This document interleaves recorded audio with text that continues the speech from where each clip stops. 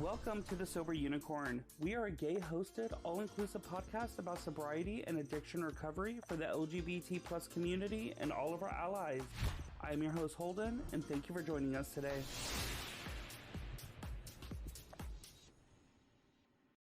Well, hello, everybody. It's Holden back here again with the Sober Unicorn. I hope everybody's having an absolutely incredible day. And if you're not, don't hesitate to reach out to us here at the Sober Unicorn or to any of our fabulous guests that have ever shared their social media here, of course, at the Sober Unicorn.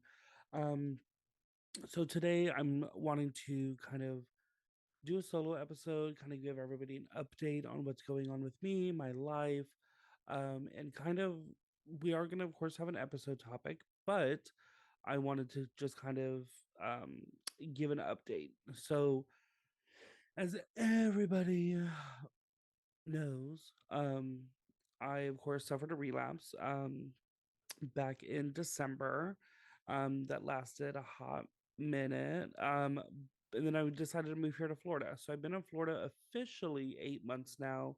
And I hit 8 months clean on the 14th of this month, which, oh God, we're in August, I think. Yeah, August. So I've been clean 8 months now, which is absolutely incredible. And I have the Florida like fellowship and recovery um, community to thank for that.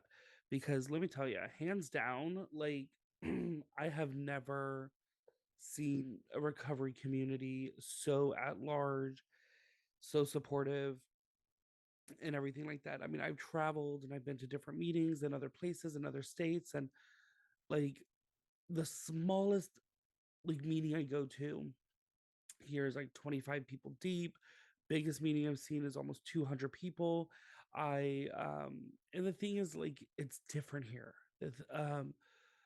Like Texas, yeah, we have our meeting, and um after our meeting we just hang out outside and just chill for a second, and then we go home in our respective cars and head home. But here it's like people go out, people are um going to restaurants and going to eat and going bowling and going here and going there, and it's like it's not just a meeting and it's not just that hour out of our day where we see each other. It's constant phone calls to each other on a daily basis, and just constant communication and checking up on one another and stuff like that. So I mean, it's been a whirlwind of change, and I think that's why I've been also so successful here in my recovery, is because I have this massive community to lean up against. But I will say that doesn't make me exempt from from anything, because the okay, but well, before we get to that, I of course I'm still in halfway here in Florida, but guess what? Like it's amazing. I have been very blessed, and I'm very grateful for being in the halfway that I'm in, because I'm with a great group of guys, um, all straight, but who says they're all straight? But anyways, all straight. Um, and we really like help each other out, and we use each other's fellowship if we're not at a meeting and stuff like that. So when I hit a hard time, I can easily walk into another room in the house and be like, hey bro, like this is what I'm going through. um I was out of work a month here, and thankfully, due to people in recovery, I was able to find a job. So I'm working in recovery now, and like that month's time, I'd gotten a position, a job offer as a surgical coordinator for a cardiology department at a hospital, and like they kept pushing my start date back and my start date back, and finally I was like, it was struggle bus time, girls. Like I was running out of money, and I'm like, am I about to have to pack up my car after 2 months of being in Florida and like run back home to Texas? Um, and I reached out to a few people in recovery, and I was like, I don't know what to do. And one of them, thankfully, was like, "Girl, come on, come work for me, or not for me, but with me, for this rehab." And I was like, "Oh my god!" Like I applied, had the interview, had the job, and they paid me more than the surgical coordinator position. better hours, better people. Like, I don't have to keep my recovery a secret. I like to live out loud with my recovery, hence the podcast.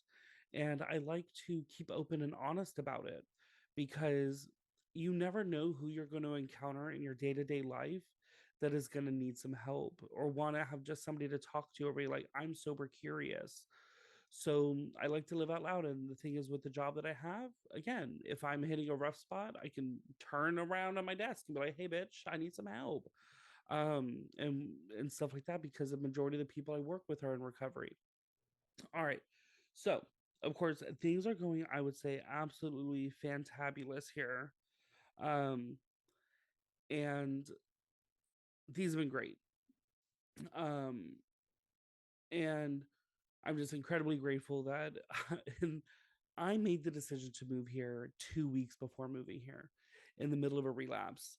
And hands down, like, best decision I've made thus far. Yes, I miss family. I actually plan on going back to Texas in November to see family for 12 days, to get a tattoo, for my old sponsor, and to visit family and old friends. Because the thing is, when I left Texas, of course, I was in the middle of a relapse. So I was unable to like have a proper goodbye with anybody there. So, I mean, I plan on going back to, of course, pick up where I left off and to be able to say goodbye and visit these people in a clear state of mind, be clean, and be good and be present in the situation. So, um, one thing I do want to discuss here today, though, is no matter where I am, I'm gonna put this on me because, of course, I can't speak for anybody else. But no matter where I am in my recovery, I am never safe from relapse. I am never safe from falling back into old habits. Like, for me, old habits can die hard. Um, yes, my relapses last year, um, surrounded men and the feeling of wanting to be desired and to be loved by somebody and the feeling of being wanted by a person. Um, which through recovery I'm learning on why I have these needs for myself. Um, but I like in recovery, I'm learning self love and I'm learning to be okay to be alone and to be good in an uncomfortable situation and to love myself. But the thing is, the disease of addiction will always continue to creep up. It will always continue to be in the background. So I'll explain a situation. So my friend Kim, I absolutely adore her. She is clean now as well, and she doesn't live very far. She lives like a 4 hour drive from me. So I was like, girl, hey, like, let me come up, visit you for a weekend. And she's like, yes, Queen, come on, Becky. So drive up there. All right, this is a Friday, and she we hang out Friday night, we go to a meeting together, we go to dinner, kiki kaka. Like, things are great. I mean, it was amazing because her and I were in active addiction together. We were drinking at the time, and like I remember looking at her and being like, ooh, this girl needs some help. But yet I was drinking worse than she was. And yet I thought she needed the help.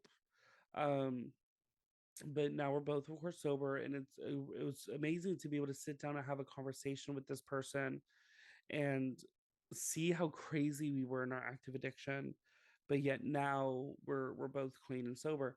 So Friday night's great, go to dinner. Saturday rolls around, we go get our nails done. I get a full acrylic set, which a few days later gets taken off because I need to be able to type at work, and that just wasn't going to happen. So Saturday rolls around, and I, of course, get on the apps. The apps are always so dangerous for me. Um, and there's a guy that I've been talking to online, in the area, like 20 miles away. And I was like, oh my God, hey, Queen. Um, like, do you want to hang out, try to meet up? And he's like, sure, totally, yeah.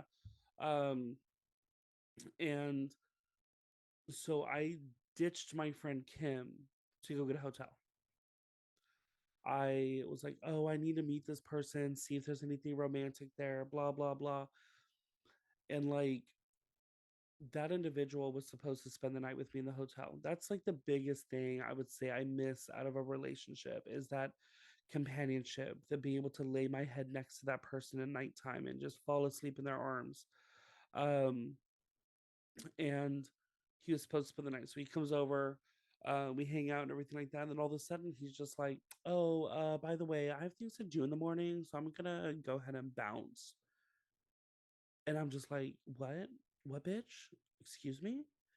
Um, and like it kind of hit me again, that like that kind of abandonment. And I was like, okay, like I can't tell him, no, you can't leave. I can't control this person. Um, but I was like, oh, okay. And then I'm now in a hotel room alone by myself, like ruins plans with my friend Kim, that I went to go visit, and now abandoned by the guy that I had interest in. So I then I would say started old habits. That's when I'm getting on the website and I'm like, come over, come over, come over, come over. And after being like rejected here, rejected there, rejected here, like the one surefire way I knew that I could always get a man when I was using was to get meth, to get dope, because no matter what this person looked like, no matter what kind of body type they had, if they wanted to smoke and you had it, they would immediately been right there, no matter what I looked like. So I started the hunt for meth, started the hunt for dope, and I was awake till 5 in the morning looking for it. And finally, I got like 3 hours of sleep. And because of course I had to check out Sunday morning, so I got like 3 hours of sleep, and I wake up and I'm back on the hunt for it, back on the hunt, and finally I find some, and I'm like, all right, bet. But then, like, as I'm driving to this person's house to go pick up, I'm like, hold up, whoa, whoa, whoa, whoa, whoa, like you're about to go get high, you're about to get some dope, but yet, like, where are you gonna go after that? Are you gonna go home to halfway where you can't get high, where getting high will get you kicked out? Are you gonna get high and now, like, when you have this guilt and regret and remorse, go to your job and be like, oh, I got high, and then you lose your job? Because of course working in treatment, it's a little different when using. And so many things started running through my head. And what do? I immediately went back to the fellowship. And I talk about this on the podcast quite often about how the fellowship, hands down, is like the most important thing in recovery. Um, and again, it proves its point with this, is like, I'm like, here I am 4 minutes away from the dope house, and I start to call people. Thankfully, somebody in recovery picked up. I will not say her name. We'll just call her Jay. So Jay picked up the phone, and she's like, "What you doing?" And I'm like, I'm driving to the dope house." And she's like, "Excuse me, what, bitch?" So we had a conversation, and it made me realize I was like 2 minutes away when I was like, "Okay, turn around, reroute the GPS, go home." Um, and I that's exactly what I did. So I did not use. I did not end up picking up. I did not fall back in old habits. But again, I'm 8 months, going on 9 months clean, and those old habits can creep up in the blink of an eye, with subconsciously, without you even realizing that the old habits are coming up before it's too late. Because if I use that day, like everything I've worked towards in this past 8 months here in Florida, the place that I live in, the job that I have, a brand new car, like all these things that I was working towards would have been gone in the blink of an eye. And I would have been running with my tail between my legs up back to Texas and trying to build another new life with another new group of friends in recovery, with another new meeting groups. And it's like, at what point am I going to stop running? Because the thing is, no matter where I go, I take my biggest problem with me, and that's myself. Like, that's the only person that could choose to pick up is me. Um, and so the thing is, I have to stop running. I have to face everything that I deal with head on, because again, like no matter where I go, if I don't change my habits, if I don't change my thinking, if I don't change the way I react to things and my actions, like, then no matter where I place myself geographically, I will continue to fall back into the old habits. I will continue to act out the way that I act out. Um, so yes, of course, do I want to be loved? Do I want to be appreciated? Do I want to um be desired by somebody? Yes, but in the right way. I want somebody to lay next to me because they care about me and they care about my future. Not somebody that's laying next to me, catching their breath before they throw their clothes back on and head out the hotel room door. I want to be with somebody that, whether they're in recovery or not, be like, hey, babe, have you been to a meeting? Like, you haven't been. Like, why don't you go ahead and go? Like, I'll go with you. Or whatever it may be, not somebody that's like, oh, like, I want to hang out. Why don't you skip that and then come hang out with me? Like, I have to make sure I surround myself with those people that want to see me excel in what I'm busting my ass to do, not people that are going to contribute to the detriment of my recovery or people that will pull me away from everything I've been working towards so I fall back into old habits again. To where I then start disconnecting from my program, from my fellows, from everybody else in recovery, and then of course fall back into old habits. I know I'm rambling. Of course, that's me. Especially when I do solo episodes, it gets kind of crazy. Um, but old habits die hard, and the thing is, staying plugged in, staying in contact with the people around you, um, helps me at least recognize when those habits are coming in. Because the moment, as I'm driving to the dope house, the moment that I reach out to somebody else in recovery and start saying out loud what I was about to do, immediately clicked in my head of like, girl, like, this is your old habits. This is routine for you. Like, what are you doing? So it's a quick like 180 of um like hearing myself say out loud that I was about to go use and about to ruin my clean time and about to um lose the place that I lived in, about to, I mean, was like a wake up call. I was like, oh shit, like I can't do this. I can't. So of course that's when I rerouted and everything. Um, but like, use the people around you. Use the people that you know in recovery. Um, because guess what? Today I'm fine. Today I recognize when old habits crop up. Tomorrow I may not. And the thing is, the further I pull myself away, the further and then the more I continue to fall into older habits and fall into those routines again, the closer and closer I'm going to put myself into picking up a drink again, the closer I'm going to put myself into picking up a meth pipe again. And I mean, I know like my last relapse last year in December was a nightmare. I had myself locked in a room using to use. I did not use to because I was enjoying it anymore. Like I had lost the option. I was using because my body had to have it and because like I had no other choice. It's crazy. I never thought like we lose the choice, but I had lost the choice. And I mean, like sitting in a room in pure silence so you can hear whether your roommates are coming up or down the stairs, smoking some meth, but yet being so twacked out, you don't want to leave the house because you're paranoid. So you can't go out and have fun, but yet it's not fun sitting in a room getting high by yourself. So, I mean, but yet you had no other option, but yet you continue to smoke and you continue to stay awake and you continue to get more paranoid.